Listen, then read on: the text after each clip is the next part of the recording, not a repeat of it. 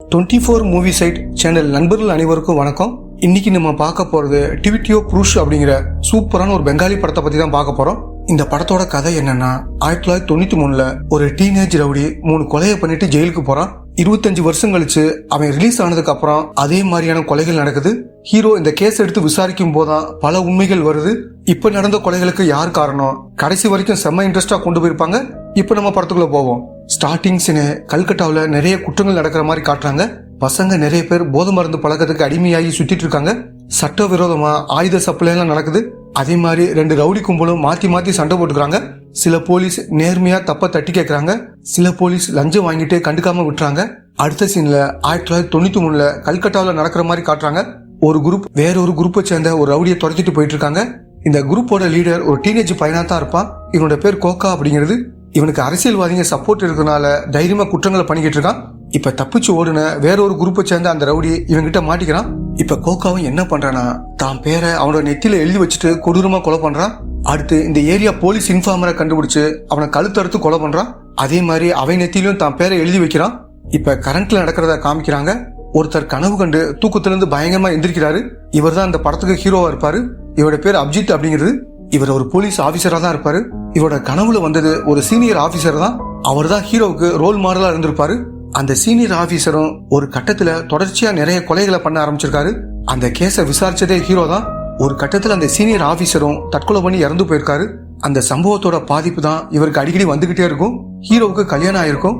இவர் வேலைன்னு இருக்கிறதுனால ஒய்ஃபுக்காக நேரம் ஒதுக்க முடியல. அதனால இவங்க 2 பேருக்கு சின்ன மனக்கசப்பு இருக்கும். இவங்க சரியா பேசிக்க மாட்டாங்க. இப்ப கமிஷனரும் ஹீரோவுக்கு கால் பண்ணி உடனே வர சொல்றாரு. ஹீரோவும் இங்க வந்துறாரு. கோகா வெளியே வந்துட்டான் மாதிரி அவனை பத்தி கமிஷனர் சொல்ல ஆரம்பிக்கிறாரு. வேற ஒரு குரூப்பை சேர்ந்த ஒரு ரவுடியையும் போலீஸ் இன்ஃபார்மரையும் கொலை பண்ணிருக்கான். அது மட்டும் இல்லாம ஒரு போலீஸ் ஆபீசரை துண்டு துண்டா வெட்டி கொலை பண்ணிருக்கான். அவனோட ஸ்டைலே நெத்தியில அவனோட பேரை எழுதுறதுதான். அவனை பிடிக்கிறதுக்காக சௌத்ரிங்கிற இன்ஸ்பெக்டர் டீமோட போயிருக்காரு. அப்ப கோகாவும் அவனோட ஃப்ரெண்டும் ஒரு ஐடியா பண்றாங்க. இப்ப போலீஸ்க்கு முன்னாடி கோகா என்ன பண்றானா, ஒழுங்கா இங்கிருந்து போயிருங்க, இல்லைன்னா இவனை கொன்னுருவேன் மாதிரி நடிச்சு மிரட்டுறான்.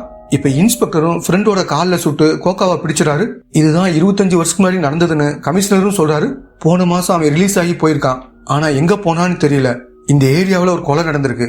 இதை விசாரணை பண்ணத்தான் கமிஷனர் ஹீரோவை வர சொல்லியிருக்காரு. இங்க இருக்கிற 2 ரவுடி குரூப்ல நடந்த சண்டையா கூட இருக்கலாம். கோகா தான் இதை பண்ணான்னு எப்படி சொல்றீங்கன்னு ஹீரோவும் கேக்குறாரு. இப்ப இறந்து போனது ஒரு ரவுடி குரூப்போட லீடர். அவன் நெத்தியில கோகான்னு எழுதப்பட்டிருக்கு. கோகாவோட ஸ்டைல் மாதிரி தான் இதுவும் இருக்கு. மறுபடியும் ஒரு குரூப்பை ரெடி பண்ணி லீடரா ஆகணும்னு நினைக்கிற மாதிரி கமிஷனரும் சொல்றாரு. இப்ப ஹீரோ என்ன சொல்றாருன்னா, அவனை பிடிச்ச அந்த இன்ஸ்பெக்டர்கிட்ட போய் விசாரிக்கலாம் மாதிரி சொல்றாரு. அவர் இறந்து போயிட்டதா கமிஷனரும் சொல்றாரு. அதே மாதிரி அந்த இன்ஸ்பெக்டரோட தம்பி தான் ஹீரோக்கு ரோல் மாடலா இருந்து நிறைய கொலைகளை பண்ண சீனியர் ஆபீசர் அவர் தான். இப்ப கமிஷனரும் ஹீரோவுக்கு ஹெல்ப்பா இன்னொரு போலீஸ் ஆபீசரை நியமிக்கிறாரு. அடுத்த சீன்ல ஏற்கனவே நடந்த சம்பவத்தை காமிக்கிறாங்க. இன்ஸ்பெக்டர் கோகாவை பிடிச்சிட்டு போய் பயங்கரமா அடிக்கிறாரு. காலிலே பயங்கரமா அடிச்சதுனால ரத்தம் வழிஞ்சிட்டு இருக்கு. இப்ப இன்ஸ்பெக்டரும் உனக்கு சாப்பிட என்ன வேணும் மாதிரி கேக்குறாரு. தனக்கு பிடிச்ச சிக்கன் நூடுல்ஸ் வேணும் மாதிரி கோகாவும் சொல்றான். இப்ப இன்ஸ்பெக்டரும் சாப்பாடு வாங்கி கொடுத்து அவனை சாப்பிட வைக்கிறாரு. அதுக்கப்புறமும் அவனை பிடிச்சி பயங்கரமா அடிக்கிறாங்க. இப்ப கரண்ட்ல நடக்கிறத காமிக்கிறாங்க. கோகா ஒரு இடத்துல தலைமறைவா இருக்கான். இந்த ஏரியாவை தான் கண்ட்ரோலுக்கு கொண்டு வரத்தான் இன்னொரு குரூப்போட லீடரை கொண்டு இருக்கான். இப்ப ஹீரோவும் இந்த கேஸை விசாரிக்க ஆரம்பிக்கிறாரு. வயிற்ற கிழிச்சு கொலை பண்ணிருக்கான்னு தெரிஞ்சதும் கோகா மன ரீதியா பாதிக்கப்பட்டிருக்கான்னு மாதிரி சொல்றாரு. அடுத்து கிரைம் சீன்ல எடுத்த போட்டோஸ் எல்லாத்தையும் பாக்குறாங்க. அந்த கொலை நடந்தது கோகாவோட ஸ்டைல் மாதிரி தான் இருக்கு. இருந்தாலும் அவன் கிரைம் ரெக்கார்ட்ல இருக்கிற DNA சாம்பிளை வச்சு செக் பண்ணி பாக்கணும் மாதிரி சொல்றாரு. கோகா குரூப்ல இருந்த ஆட்களை பத்தியும் அவனுக்கு எதிராக யார் யார் இருந்தாங்க மாதிரி அது சம்பந்தமான ஃபைலை பாக்குறாரு. அதுல சில பேர் ஜெயில இருக்காங்க, சில பேர் வெளியே இருக்காங்க மாதிரி தெரிய வருது. அடுத்த சீன்ல கோகா ஒரு ரெஸ்டாரண்ட்டுக்கு வரான். இந்த ரெஸ்டாரண்டோட ஓனர் பேர் ஜிம்மி அப்படிங்கிறது. இவன் யாருன்னா 25 வருஷத்துக்கு முன்னாடி கோகா குரூப்ல இருந்த ஒரு நபர் தான். இப்ப அமைதியான ஒரு வாழ்க்கை தான் வாழ்ந்துட்டு இருக்காரு போல. சாப்பிட என்ன வேணும் மாதிரி வெயிட்டரும் கேக்குறாரு. தனக்கு பிடிச்ச சிக்கன் நூடுல்ஸ் வேணும் மாதிரி கோகாவும் ஆர்டர் பண்றான். அடுத்த சீன்ல இவங்க 2 பேரும் டிஸ்கஸ் பண்ணிட்டு இருக்காங்க. கோகா கிட்ட பழைய ஆளுங்க யாரும் இல்ல, ஆளுக்கு ஒரு பக்கமா போயிட்டாங்க. இப்ப அவன் கூட எந்த ஆளும் கிடையாது. அப்ப எதுக்காக அந்த குரூப்போட லீடரை கொலை பண்ணிருக்கான்னு மாதிரி யோசிக்கிறாங்க.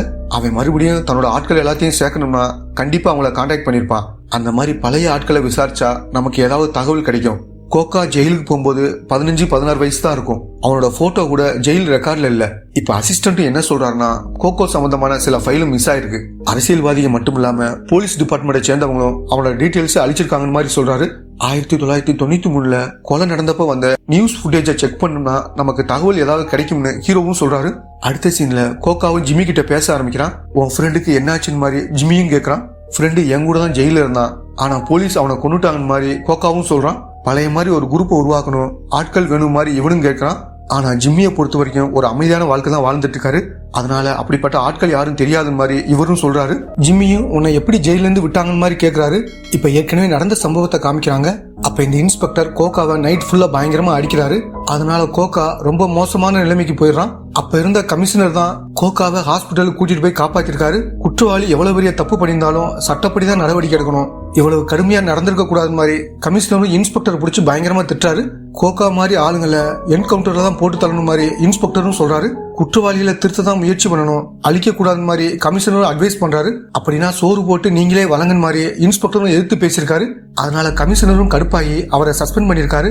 அந்த கமிஷனர்னால தான் தப்பிச்சேன், கால் தான் கொஞ்சம் ப்ராப்ளம் ஆயிடுச்சுன்னு மாதிரி ஜிம்மி கிட்ட சொல்லிட்டு கோகா கிளம்பி போறான். காலை தாங்கி தாங்கி தான் கோகானால நடக்கவே முடியுது. அடுத்து இவன் என்ன பண்ண போறான்னு மாதிரி ஜிம்மியும் பதட்டமா பாக்குறாரு. அடுத்த சீன்ல ஹீரோட ஃப்ரெண்டை காமிக்கிறாங்க.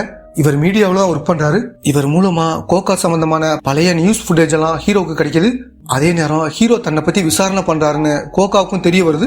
எல்லாருக்கும் பயத்தை உண்டாக்கி இந்த ஏரியாவை நம்ம கண்ட்ரோலுக்கு கொண்டு வர போறேன் மாதிரி தன்னோட ஆள் கிட்ட கோகா சொல்றான். அடுத்து இங்க இருக்கிற போலீஸ் இன்ஃபார்மர் யாருன்னு கண்டுபிடிச்சு அவனை கொலை பண்றதுதான் இவனோட அடுத்த பிளான். அடுத்த சீன்ல இவங்க 2 பேரும் பழைய நியூஸ் ஃபுட்டேஜை பார்க்க ஆரம்பிக்கிறாங்க. 3 கொலை நடந்துச்சுல, ஒவ்வொரு இடத்துலயும் மீடியாக்காரங்க அங்க இருக்கிற மக்கள் கிட்ட நியூஸ் கலெக்ட் பண்றாங்க. அந்த 3 ஃபுட்டேஜ்லயும் ஒரு ஆள் காமனா இருக்கிறத ஹீரோ பாக்குறாரு. கொலை நடந்த எல்லா இடத்துலயும் ஒருத்தன் இருக்கான்னா அது தற்செயலா நடந்திருக்க வாய்ப்பு இல்ல. அவனுக்கு ஏதோ தெரிஞ்சிருக்கிற மாதிரி ஹீரோவும் யோசிக்கிறாரு. அவன் யாரு, அவனை பத்தின டீடைல்ஸை கண்டுபிடிக்கணும் மாதிரி ஹீரோவும் சொல்றாரு. கோகாவோட அடுத்த டார்கெட் ஒரு போலீஸ் இன்ஃபார்மரா தான் இருக்கும்னு ஹீரோவுக்கும் தெரியும். ஏன்னா 25 வருஷத்துக்கு முன்னாடி இருந்த அதே ஆர்டர்ல தான் இப்பயும் அவன் கொலை பண்ணிட்டு இருக்கான். அந்த ஏரியா போலீஸ் இன்ஃபார்மர் கிட்ட எச்சரிக்கை பண்ணணும் மாதிரி ஹீரோ நினைச்சிட்டு இருக்க நேரத்துல கோகாவோட ஆளுங்க அந்த இன்ஃபார்மரை கண்டுபிடிச்சு தூக்கிட்டு வந்துடுறாங்க. இப்ப கோகாவும் அந்த நபரை கொடூரமா கழுத்தெடுத்து கொலை பண்றான். நெத்தியில கோகான்னு கத்தி வச்சு எழுதுறான். அடுத்த சீன்ல இவங்க 2 பேரும் அந்த பழைய நியூஸ் ஃபுட்டேஜ்ல இருந்தது ஜிம்மின்னு கண்டுபிடிச்சிடறாங்க. இப்ப அவனோட ரெஸ்டாரண்ட்டுக்கு வந்து கோகா பண்ண கொலைகளை பத்தி ஜிம்மி கிட்ட கேக்குறாங்க. அதெல்லாம் எனக்கு தெரியாது, எல்லாமே மறந்து போச்சுன்னு மாதிரி ஜிம்மியும் சொல்றாரு. இப்ப ஹீரோவும் கடுப்பாகி துப்பாக்கி எடுத்து டேபிள் மேல வைக்கிறாரு. இத பார்த்த ஜிம்மியும் பதட்டமாயிறாரு. அடுத்த கொலை நடந்திருக்கிற மாதிரி ஹீரோவுக்கு தகவல் கிடைக்குது. ஏதோ ஒரு விஷயத்த மறைக்கிற, உன்னை அப்புறம் பாத்துக்கிறேன்னு மாதிரி ஜிம்மி கிட்ட சொல்லிட்டு ஹீரோவும் கிளம்பி போறாரு. அடுத்த சீன்ல இவங்களும் கொலை நடந்த இடத்துக்கு வந்துடுறாங்க. கோகா அந்த டைம்ல ஒரு போலீஸ் இன்ஃபார்மரை கொலை பண்ணிருக்கானா, அதுக்கு ஒரு காரணம் இருக்கு. தன்னையும் தன்னோட குரூப்பையும் காப்பாத்திக்க அப்படி பண்ணிருக்கான். ஆனா இப்ப ஏன் அடுத்தடுத்து கொலை பண்றான் மாதிரி ஹீரோவும் யோசிக்கிறாரு. அடுத்து 3ஆவதா ஒரு கொலை நடக்க வாய்ப்பு இருக்கு, அவன் ஏன் இப்படி பண்றான், அவன் மன ரீதியா பாதிக்கப்பட்டிருக்கான் மாதிரி ஹீரோவும் சொல்றாரு. அடுத்த சீன்ல கமிஷனரும் என்ன சொல்றாருன்னா 3ஆவதா ஒரு போலீஸ் ஆபீசரை தான் கொலை பண்ண போறான் மாதிரி ஹீரோ கிட்ட சொல்றாரு. இப்ப ஹீரோவும் என்ன நம்புங்க, கண்டிப்பா அவனை பிடிச்சிருவன் மாதிரி கமிஷனர் கிட்ட சொல்றாரு. அடுத்த சீன்ல ஹீரோவும் ஒய்ஃப் கிட்ட வந்து பேசி அவங்கள சமாதானப்படுத்துறாரு. இப்ப ஃபாரன்சிக் டாக்டரும் ஹீரோ கிட்ட ஒரு விஷயத்த சொல்ல ஆரம்பிக்கிறாரு. அந்த இறந்து போன நபரோட உடம்புல இருந்த டிஎன்ஏவும் ஜெயில் ரெக்கார்ட்ல இருந்த கோகாவோட டிஎன்ஏவோட மேட்ச் ஆகுதுன்னு மாதிரி சொல்றாரு. அப்படின்னா இந்த கொலையை பண்ணது கோகா தான் கன்ஃபார்ம் பண்ணிக்கிறாரு. அடுத்த சீன்ல ஹீரோட அசிஸ்டன்ட் இறந்து போன மாதிரி தகவல் கிடைக்குது. இப்ப ஹீரோவும் பதறி போய் அந்த இடத்துக்கு வந்துடுறாரு. அவரோட கேர்ள் ஃபிரெண்ட் அதிர்ச்சியில உட்காந்துருக்காங்க. தன்னோட அசிஸ்டன்ட துண்டு துண்டா வெட்டி போட்டிருக்க பார்த்து ஹீரோவும் அதிர்ச்சியில உறைஞ்சு போயிடுறாரு. இங்க நடக்கிற எல்லாத்தையும் பக்கத்துல இருக்கிற பில்டிங்ல இருந்து கோகா பாத்துட்டு இருக்கான். அடுத்த சீன்ல ஹீரோவும் வீட்டுக்கு வந்து வெறி பிடிச்ச மாதிரி கத்துறாரு. கோகா ஜெயிச்சிட்டான், நான் தோத்து போயிட்டேன் மாதிரி ஒய்ஃப் கிட்ட திரும்ப திரும்ப அதையே சொல்றாரு. இப்ப ஒய்ஃபும் ஹீரோவை சமாதானப்படுத்த முயற்சி பண்றாங்க. ஹீரோவும் கோவமா அங்கிருந்து கிளம்பி போறாரு. இப்ப ரெஸ்டாரண்ட்டுக்கு வந்து வெயிட்டர் கிட்ட ஜிம்மியோட அட்ரஸ கேட்டு தெரிஞ்சுக்கிறாரு. அடுத்து ஜிம்மியை பிடிச்சு போலீஸ் ஸ்டேஷன் கூட்டிட்டு வந்துறாரு. கோகா எங்க இருக்கான்னு மாதிரி ஜிம்மியை அடிச்சு விசாரிக்கிறாரு. அவன் எங்க இருக்கான்னு தெரியாது, ஆனா அவனோட ஆட்கள் கிட்ட நான் சொல்லிவிட்டா என்ன கண்டிப்பா மீட் பண்ண வருவான்னு ஜிம்மி சொல்றாரு. இந்த ஏரியாவில் இருக்கிற ஒரு பழைய மில்லுக்கு கோகாவை வர சொல்லணும் மாதிரி ஹீரோவும் சொல்றாரு. அடுத்த சீன்ல கோகா ஜிம்மி வர சொன்ன இடத்துல இருக்கான். ரெஸ்டாரண்ட்டுக்கு வர சொல்லாம இங்கேயே வர சொன்ன மாதிரி கோகாவும் கேக்குறான். இவங்க பேசிக்கிட்டு இருக்கும் போதே ஹீரோ துப்பாக்கியோட அங்க வந்துறாரு. இப்ப ஹீரோவும் ஜிம்மியை அங்கிருந்து அனுப்பி வச்சிடறாரு. ஜிம்மியை வச்சு நம்மள பிடிக்க ட்ரை பண்ணிருக்காங்க மாதிரி கோகாவும் புரிஞ்சுக்கிறான். இப்பதான் கோகா ஹீரோ கிட்ட ஒரு செம்ம திரில்லான விஷயத்த சொல்ல ஆரம்பிக்கிறான்.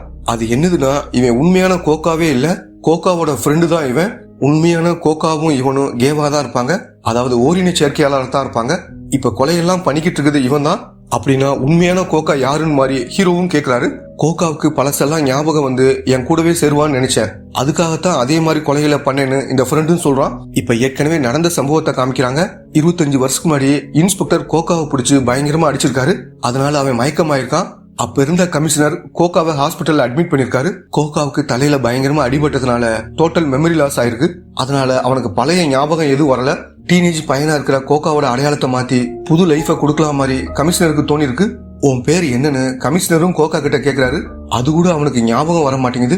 அடுத்து கமிஷனரும் கோகாவை தன்னோட வீட்டுக்கு கூட்டிட்டு போயிறாரு. கோகாவை அரெஸ்ட் பண்ணும்போது கூட இருந்தது அவனோட ஃப்ரெண்டு தான். அதனால ஃப்ரெண்டையே அரெஸ்ட் பண்ணுங்க மாதிரி கமிஷனரும் சொல்லிடுறாரு. ஃப்ரெண்டு கொலை பண்ணலைனாலும் கூட இருந்தவன் இவன் தான். அதனால ஃப்ரெண்டையே கோகான்னு சொல்லி இந்த கேஸை முடிச்சிடலாம் மாதிரி கமிஷனரும் முடிவு பண்றாரு. அந்த நேரத்துல கோகா கமிஷனர் வீட்டுல இருக்கிறத ஃப்ரெண்டு பாக்குறான். இத பத்தி அவங்க வீட்டு வேலைக்காரங்கிட்ட விசாரிக்கிறான். கோகாவுக்கு மெமரி லாஸ் ஆன விஷயத்தை பத்தி தெரிஞ்சுக்கிறான். கமிஷனர் தன்னோட தம்பிக்கு குழந்தை இல்லாதனால கோகாவை அவர்கிட்ட ஒப்படைக்கிறாரு. தம்பியும் அவரோட ஒய்ஃபும் கோகாவை கூப்பிட்டுக்கிட்டு ட்ரெயின்ல ஏறி உட்காந்துருக்காங்க. அப்ப ஃப்ரெண்டு வந்து கோகா கிட்ட பேச ட்ரை பண்றான். ஆனா கோகாவுக்கு ஃப்ரெண்டு பத்தின ஞாபகமே வரல. யாரோ ஒரு பையன் நினைச்சு கோகாவும் ஃப்ரெண்டுக்கு ₹1 காயினை கொடுக்குறான். அப்பதான் போலீஸ் ஃப்ரெண்ட் அரெஸ்ட் பண்ணிருப்பாங்க. கமிஷனர் சொன்ன மாதிரி போலியான பேப்பர்ஸ் ரெடி பண்ணி ஃப்ரெண்ட கோகான்னு சொல்லி ஜெயில போட்டுறாங்க. 25 வருஷமா ஜெயில இருக்கிறது கோகாவே கிடையாது, ஃப்ரெண்டு தான். டீனேஜ்ல ஜெயிலுக்கு போனதுனால இப்ப இருக்கிறது கோகாவா இல்ல ஃப்ரெண்டானு ஜிம்மிக்கே அடையாளம் தெரியல. அப்படின்னா உண்மையான கோகா வேற யாரும் இல்ல, ஹீரோ தான்.